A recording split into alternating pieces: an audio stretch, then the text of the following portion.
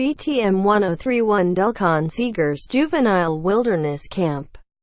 JPG South Carolina lawmakers are examining the state's juvenile justice system after the death of a 16-year-old in state care. Delcon Seagers died at a remote wilderness camp for nonviolent juvenile offenders. The Department of Juvenile Justice sent him there for violating probation on a shoplifting charge. The camp is operated by AMIkids, a national nonprofit that runs 44 youth programs in 9 states. AMIkids received more than $53 million last year in state and federal funding. Delcon first landed in state custody after stealing candy from a discount store. He died the day before Thanksgiving in 2015 of asthma, according to a coroner's report. But now a whistleblower says that Delcon was actually beaten and that his death may be part of a wider pattern of violence and abuse, reports CBS News correspondent Tony Dokupel. Shadma Seagers can hardly bear the 911 call from the night her son Delcon collapsed at the AMIkids camp in Patrick, South Carolina, but she listens to it because she does not believe that her son, an avid basketball player, died of asthma. He never has asthma attack. He had asthma but it wasn't severe asthma, Seagers said. She also said Delcon didn't have an inhaler.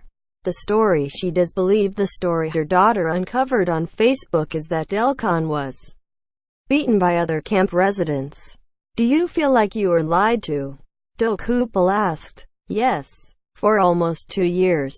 I knew it in my heart, Seagers said. A state audit released in January found that the Department of Juvenile Justice, which oversees the AMIkids camps, did not properly investigate claims that Delcon's death involved foul play. The department claims the death was fully investigated.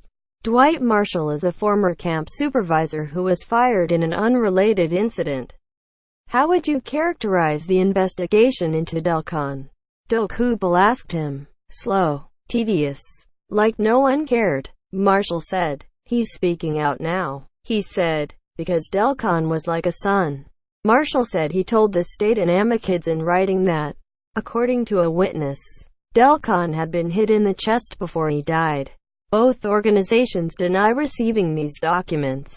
Marshall said the problem isn't just violent teens, but some violent staffers too.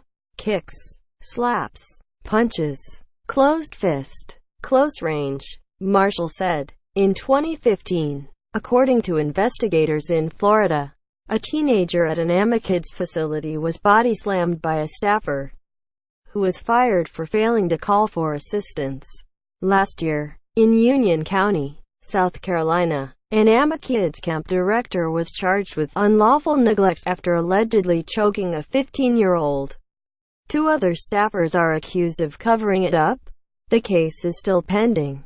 But Seagers, who's not yet done mourning Delcon, has heard enough. She wants AMIkids held accountable. I want my baby back, but I can't have them, Seagers said. What can you have? What's going to help? Dokupel asked. Justice, Seagers said, in a statement to CBS News. AMIkids said that multiple investigations by both local and state authorities found the organization not at fault for Delcon's death. In fact, they commend their staff's response that night and say that safety is something that all AMIkids programs take very seriously.